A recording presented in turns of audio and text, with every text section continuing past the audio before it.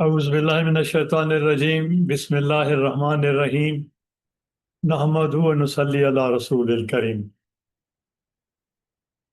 Last time we had ended the discussion on three major points: nikah, which is called the social contract, and then that developing into a partnership, and then it further developing the participation of the spousal participation, the participation of the spouses. If these three things don't happen in sequence, then the marriage is toxic or it fails. And in all these cases where the marriage is toxic or it fails, then besides the victims, for example, the spouses may be the victims, the children are the victims, but definitely there is one more victim which we usually don't recognize.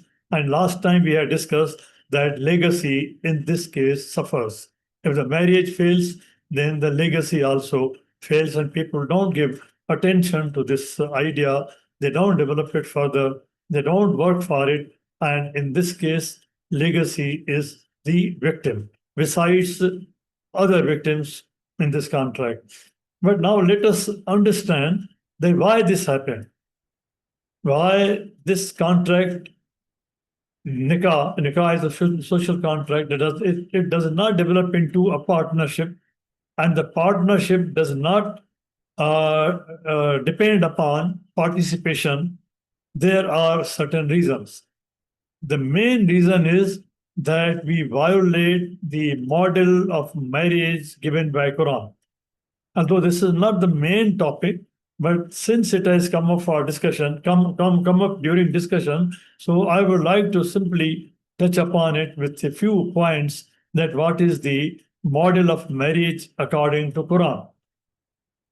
For example, in one ayat number 21, in one ayat of Surah 30, Allah subhanahu wa ta'ala has mentioned four words in sequence: Zawaj, Sakana, Mawad, Rahma. And this is all enveloped into another fact which Allah subhanahu wa ta'ala has mentioned in the beginning, that it is one of the ayat of Allah subhanahu wa ta'ala that He has evolved for you from your own selves, the spouses, azwajan, so that they are coupleable, they are pairable. Zawaj, this is the starting point in the model of marriage of Quran. If there is any problem in the zawaj, then I have seen in these counseling sessions, if the zawaj is not happening, it is not taking place, it is not proper, and there is any problem with that, then definitely they lack sukoon. It lacks in sakana. It doesn't provide the psychological, basically psychological sukoon, and then comes the physical sukoon. So zawaj, upon zawaj depends sakana. And then Allah subhanahu wa ta'ala says that I have, for these two things to go together, Allah subhanahu wa ta'ala said that I have made between you. Here word khalaq is not used. I have made between you, jal, mawadda, love. Love is not the exact translation of mawadda. Mawadda is from the same word root wadda, from which is al-wudud. Allah is al-wudud. He loves. Love of Allah subhanahu wa ta'ala does not have ecstasy. It does not have pain. But in the profane love in the world, we find that the love can have pain. It can have ecstasy. It can have excitement. But love which Allah subhanahu wa ta'ala has for the human beings, with the love with which He has created human beings and the entire universe, in fact, and particularly in this case, Allah subhanahu wa ta'ala says that I have made mawadda between you, between spouses. And with this mawadda, the model of Quranic model of Quran for marriage does not end. It is further enveloped in rahmah, compassion. What is rahmah? I commit more than thousands of follies every day, mistakes every day, even sins every day. But all the time, I hope, I believe, and I seek forgiveness that Allah is Rahim, He will forgive me. I believe in His Rahmat, La taqnatu min rahmat Allah. But we don't exercise, we don't keep this in mind in our spousal relationship. If the wife makes the mistake, the husband is not ready to forgive it. And if the husband makes a mistake, then wife is not ready to forgive it. They like Rahmah. So Zawajja, Sakana, Mawadda, and Rahmat. These words used in one ayat, this is the basis, this is the foundation of the model of marriage in Quran. If we are lacking any way in any matter, any of these matters, then it means the marriage either becomes toxic or ultimately it fails. Then the model does not end here. It's not just the foundation which Allah subhanahu wa ta'ala has laid on these words, but then this has been further protected by both spouses being libas for each other. So what is the meaning of labas? For example, there are two electric wires. You intertwine them. You put them in a plastic casing. You then put them in a plastic pipe. Then you put them in the concealed wall. This entire process is called labas. So these four things, Zawajja, Sakana, Mawadda, Rahma, it is further protected like the process of labas, and both spouses are libas for each other. But still, the model of marriage of Quran does not end with labas. It is further protected. Man is the Mohsin, Mim hai Swad Noon, and woman, wife, she is the Mohsinatan. So they are fortress, they are fort for each other. Above the libas, there is another protective cover, that is Hasana, and they are Mohsinatan for each other.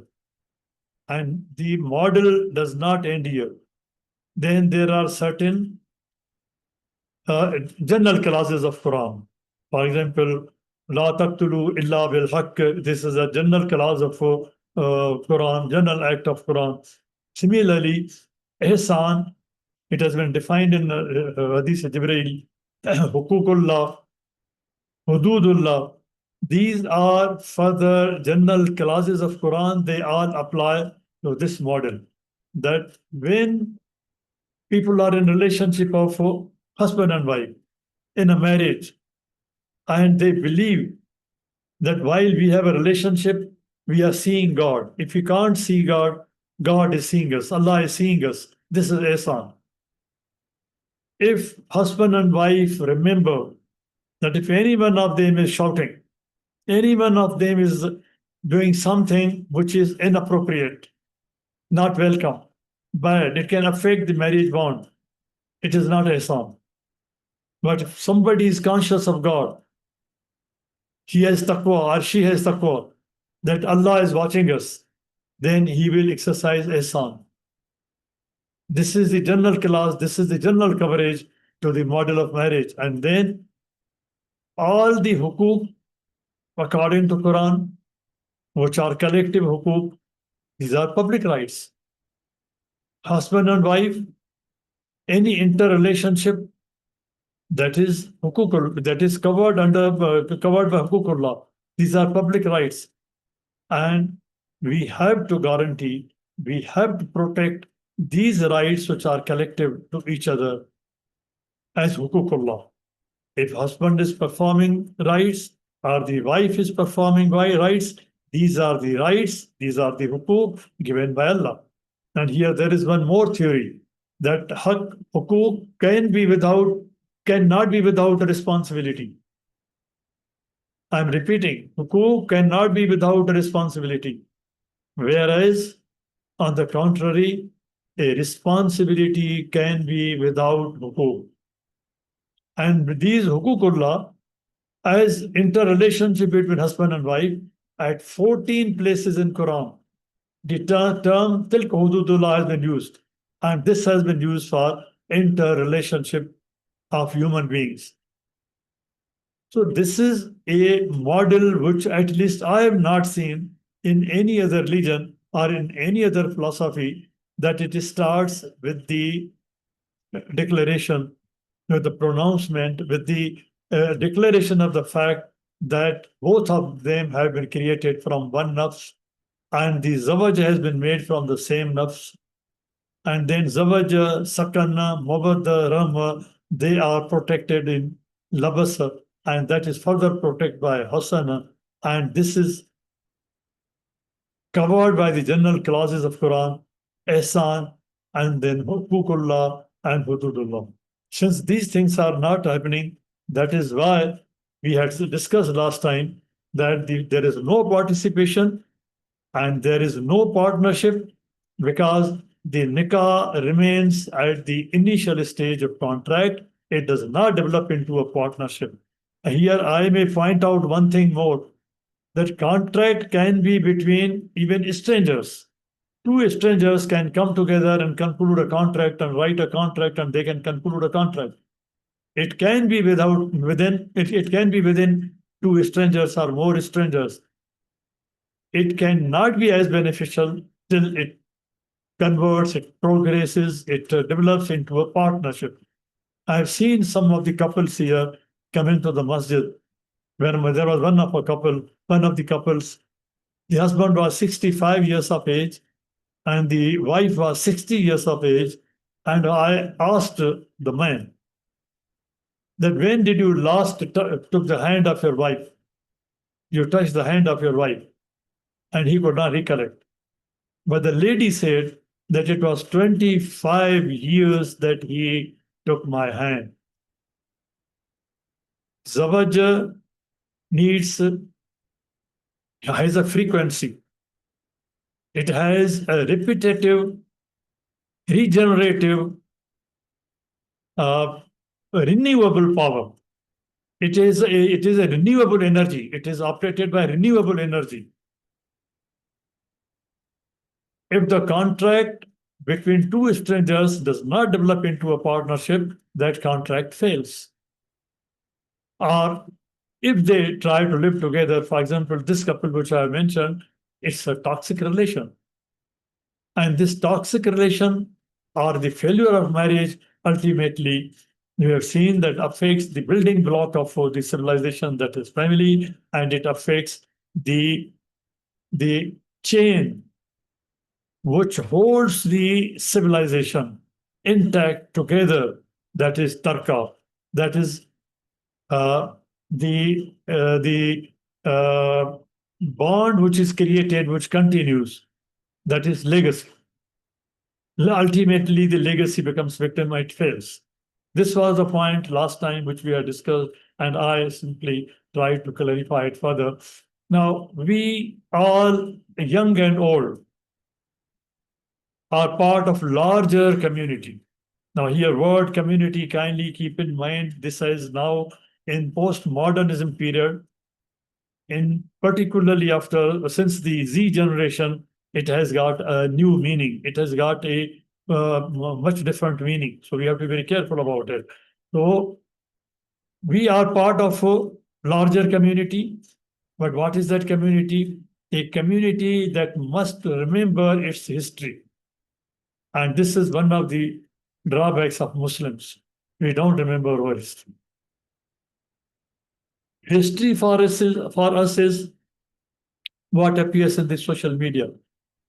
It has appeared before us like the old stories. Alif Laila.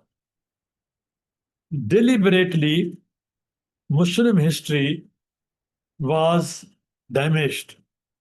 by creating stories like Alif Laila.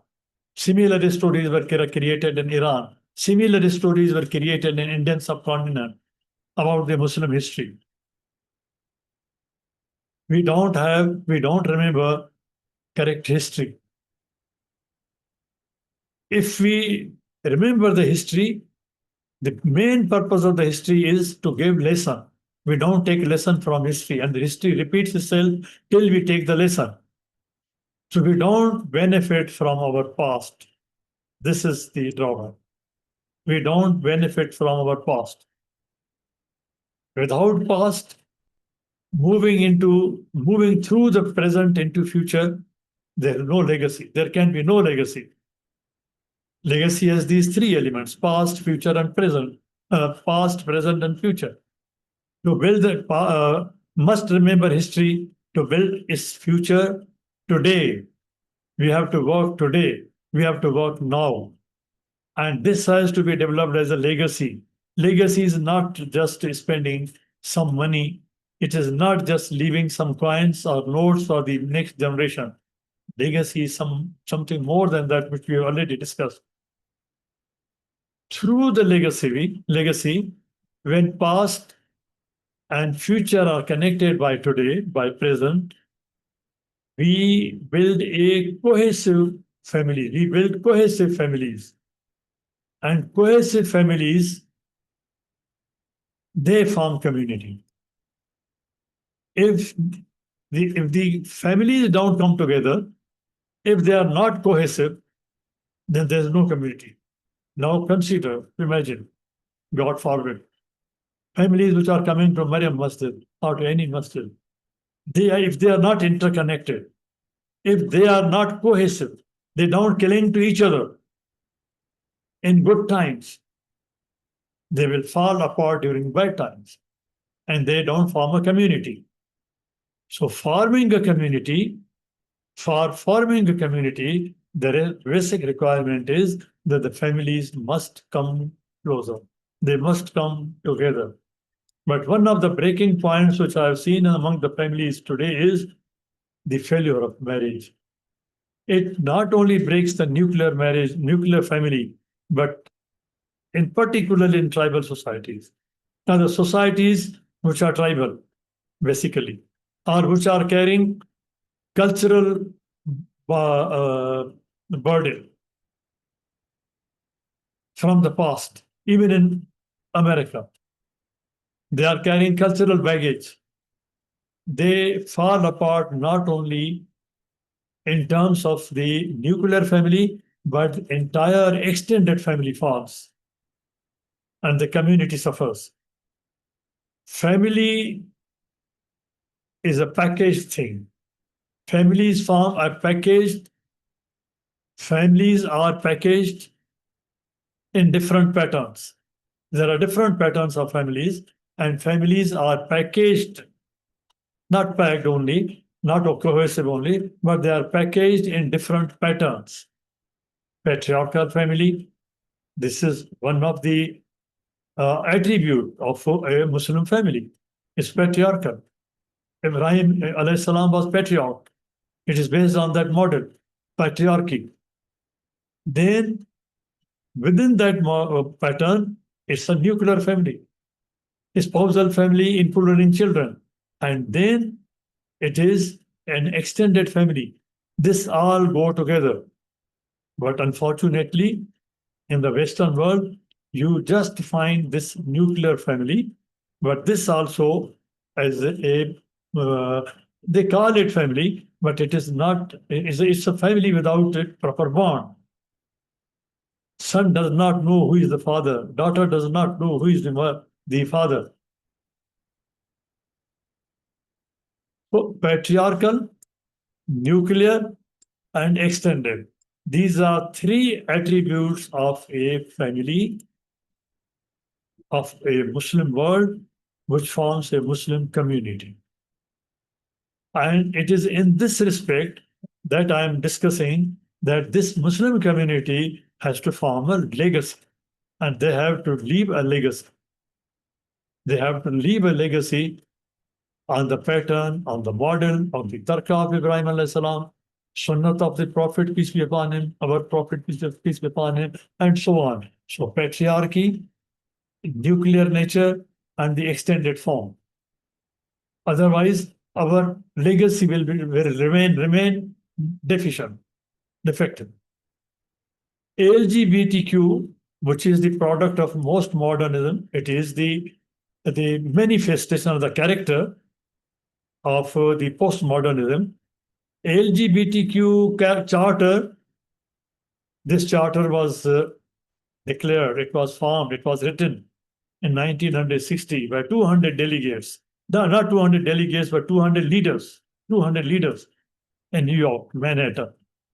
This charter was demolition of all the above three in sequence. No patriarchy, no nuclear family, no extended family.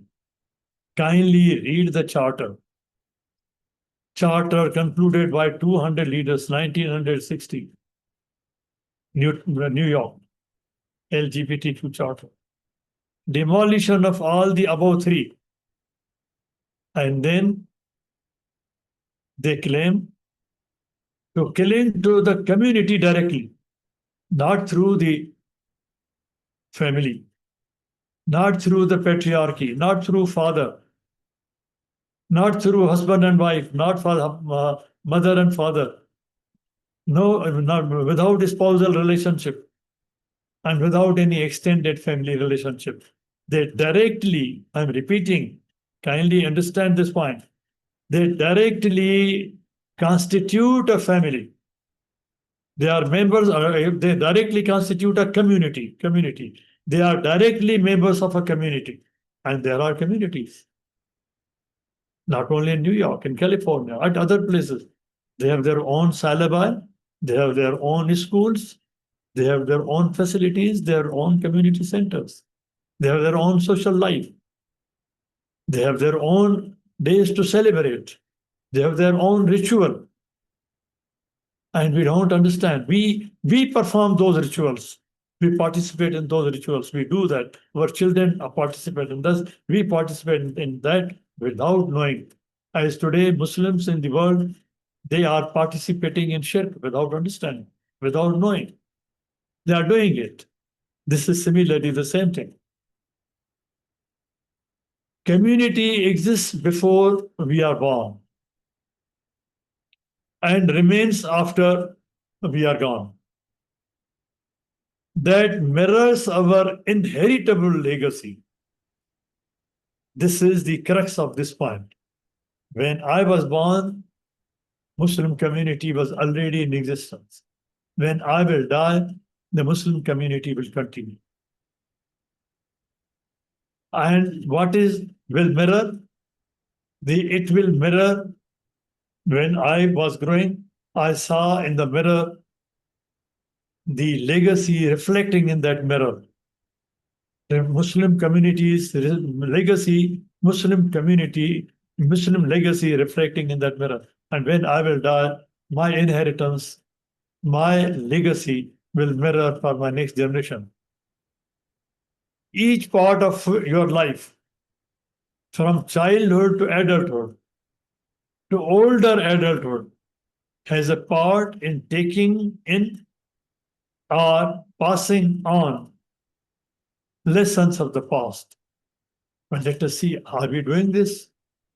What are we passing as a legacy?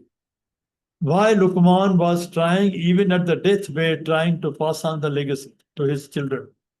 Luqman, Yaqub, Ibrahim. Why they were passing on this legacy? How they were passing on the past? By passing on the legacy, they were passing on the past in order to create better future. It has a purpose. If I'm just passing on money without purpose, without having a purpose of better future, then it has no meaning. This word meaning, kindly remember, we'll discuss this. This is very important word, meaning. This will come up. Allama al-Adam asma'a kullaha. And that is at the base of the legacy. Reflecting your inherited legacy. I'm reading it again. Passing on lessons of the past in order to create better future reflects your inherited legacy. Meaning made things meaningful. Allama al-Adam asma'a kullaha. If he was not taught, and in teaching he was not given meaning of those things, Malaika did not know. They were seeing. Even they were given the names that this is a star, this is sun. But what is the meaning of a sun? What is in the sun? What is in the star? What is mean the meaning of the star? Unless I learn that, I don't know. I cannot regenerate uh, knowledge. This is the basic power which Allah subhanahu wa ta'ala has given to man, that man can generate and regenerate knowledge because he understands the meaning of that word. What is ism, asma, kullah, asma? Ism is the package of information. Kulla kullaha kulliyatan is the kullun in juza, ajza, and in totality. Kulliya. So, Allama al-Adama asma kullaha, the crux of the matter is that he was given to understand the meaning, and the meaning made the things meaningful.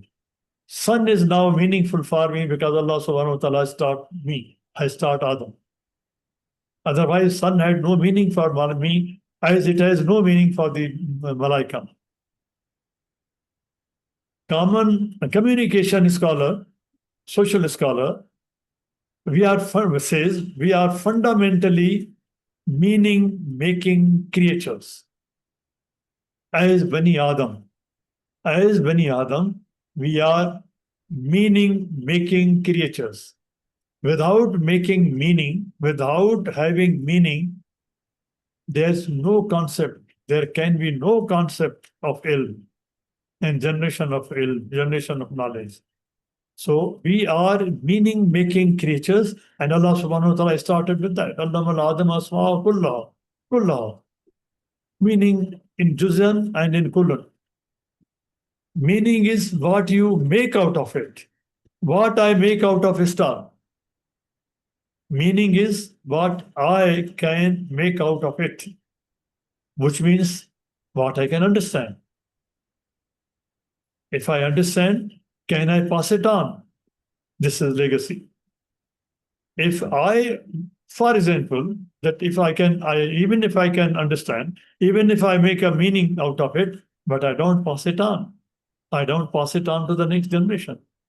The meaning of it or the understanding of it, then what is the purpose? What is its benefit? I will lose everything. It will not be called a legacy. So meaning is what you make out of it.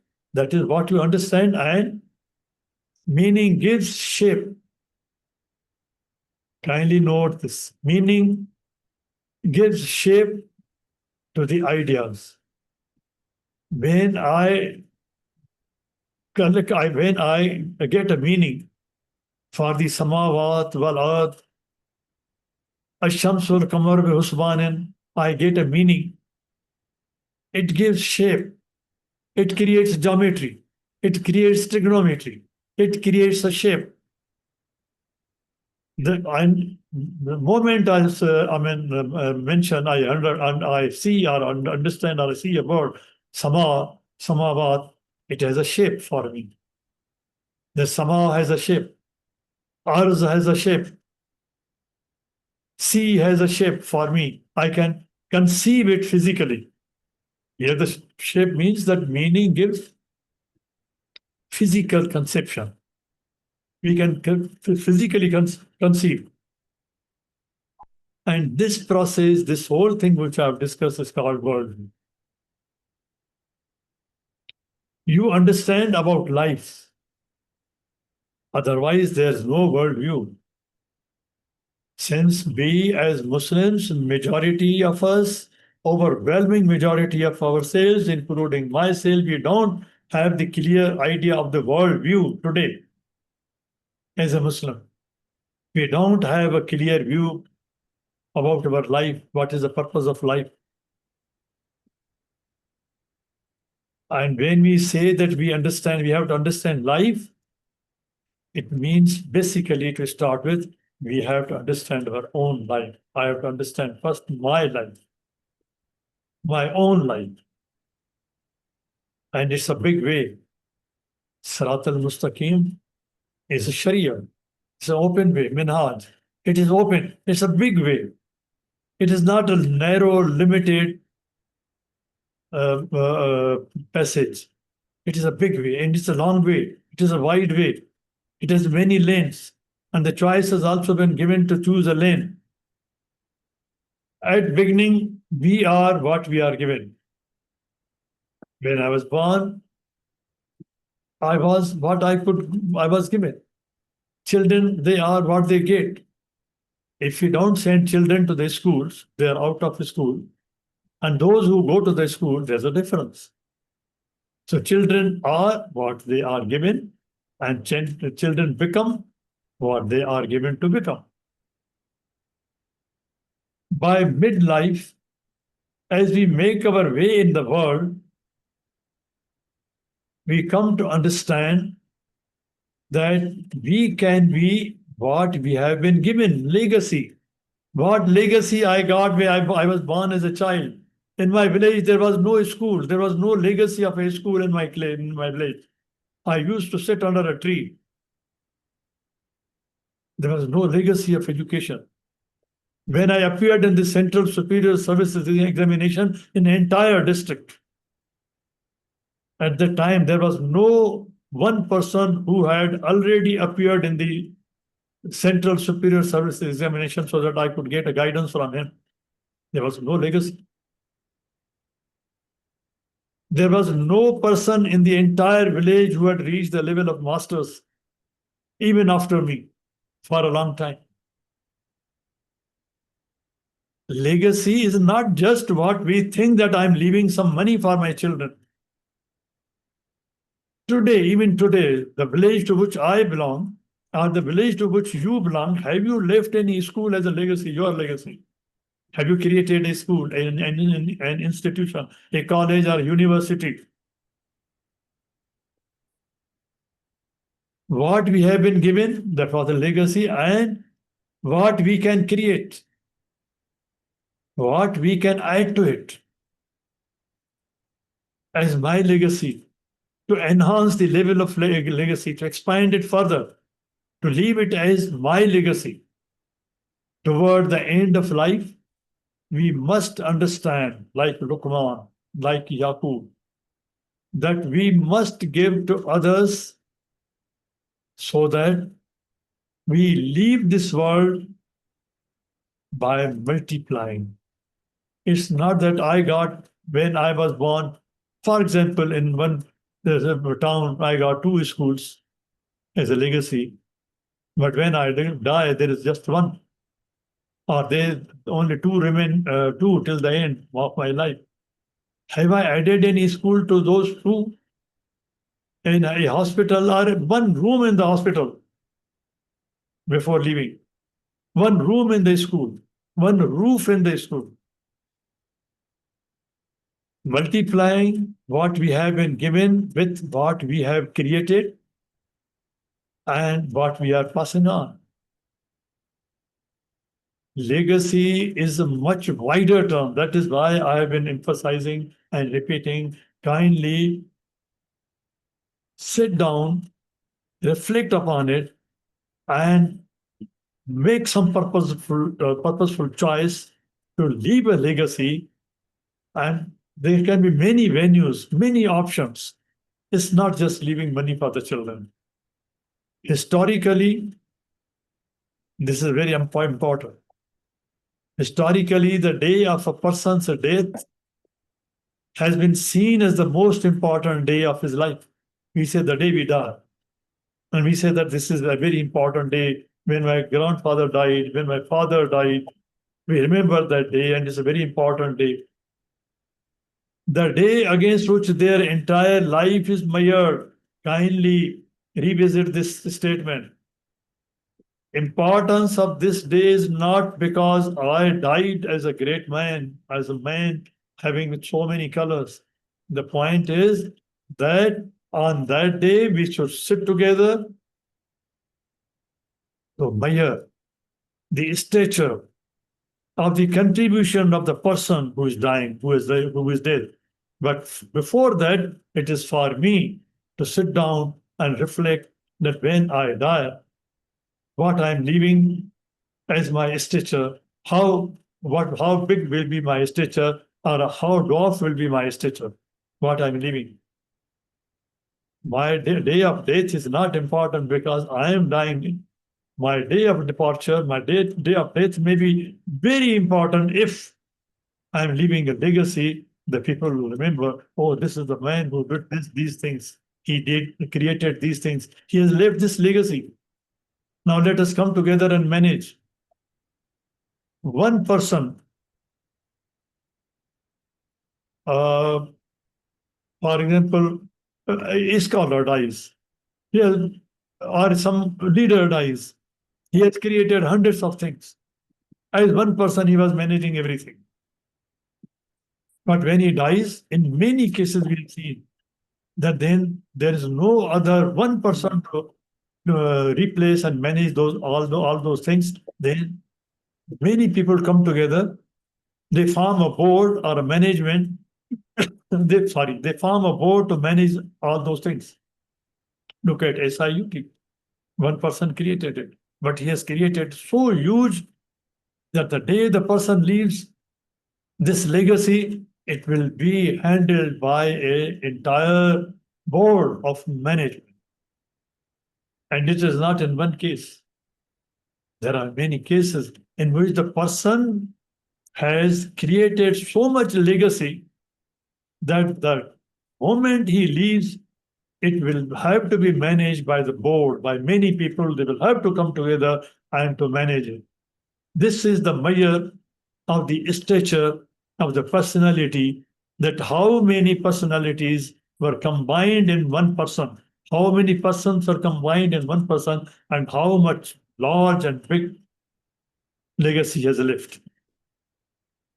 Our critical day, elaborated another scholar, is not so much the very day of our death, but the whole course of my life. My day of death is not the only critical day. Even today is my critical day if I take a decision for my legacy. If I can take a decision, if I can make a choice, this is the critical day for me, not the day of death. This is how the philosophers, the people who really think so deeply into these matters of legacy, they have looked at it. Looked at it. Legacy means more to children than to adults. Now, I leave it here because this word is being repeated many times. So I leave it here. I don't want to burden you more. Next time, Allah willing, we will start from here. We'll continue further. Subhana rabbika bil izzati amma yasifun wa salamun ala al mursalin walhamdulillahi rabbil alamin. اللهم صل وسلم وبارك على سيدنا محمد وعلى آله وصحبه.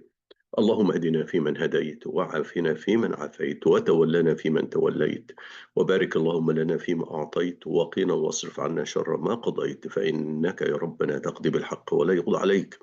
اللهم ادخلنا برحمتك في عبادك الصالحين. اللهم اخرجنا من ظلمات الجهل والوهم إلى نور العلم. اللهم علمنا ما ينفعنا وانفعنا بما علمتنا وزدنا علما. اللهم اجعلنا ممن يستمعون القول فيتبعون أحسنه. اللهم اكفنا بحلالك عن حرامك وبطاعتك عن معصيتك وبفضلك عمن سواك. اللهم بفضلك ورحمتك أعلي كلمة الحق والدين. اللهم انصر الإسلام وعز المسلمين يا أكرم الأكرمين. Oh Allah, spread your mercy upon us. Shower us with your blessings. Increase our knowledge, grant us forgiveness, and reward us with the company of the prophets in the Firdaus al-A'la. Oh Allah, purify our hearts, strengthen our faith, increase our knowledge, and make us benefit from what you have taught us. Oh Allah, forgive our parents and all our friends and relatives who have passed away. Oh Allah, make their graves garden from heaven and grant them the Firdaus al-A'la. Oh Allah, we have many of our friends and relatives who are sick.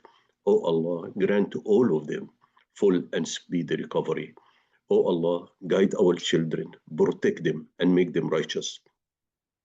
O Allah, grant us the power and the ability that we may be grateful for the favors you have bestowed upon us and our parent, and that we may do righteous deeds that are pleasing to you.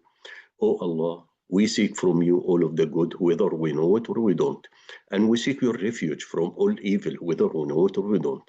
O Allah, we seek refuge in you from incapacity, from laziness, from fear, from greed, from poverty, and from the torment of the grave. O Allah, we have many of our brethren who are living under oppression and injustice. O Allah, heal their trauma, protect their helpless, and grant them lasting peace and prosperities. O Allah, we ask with every name you have elected for yourself, that none of us leave this gathering, but his pains have been relieved, his worries have been removed, his debts have been paid, his weaknesses have been concealed, his sins have been forgiven, and his needs have been fulfilled. سبحان الله وبحمده عدد خلقه ورضا نفسه وزنة عرشه ومداد كلماته. سبحان الله وبحمده عدد خلقه ورضا نفسه وزنة عرشه ومداد كلماته. سبحان الله وبحمده عدد خلقه ورضا نفسه وزنة عرشه ومداد كلماته. والعصر إن الإنسان لفي خسر إلا الذين آمنوا وعملوا الصالحات وتواصوا بالحق وتواصوا بالصبر. وآخر دعوانا أن الحمد لله رب العالمين والصلاة والسلام على خير المرسلين. اللهم صل وسلم وبارك على سيدنا محمد وعلى آله وصحبه والسلام عليكم ورحمة الله وبركاته.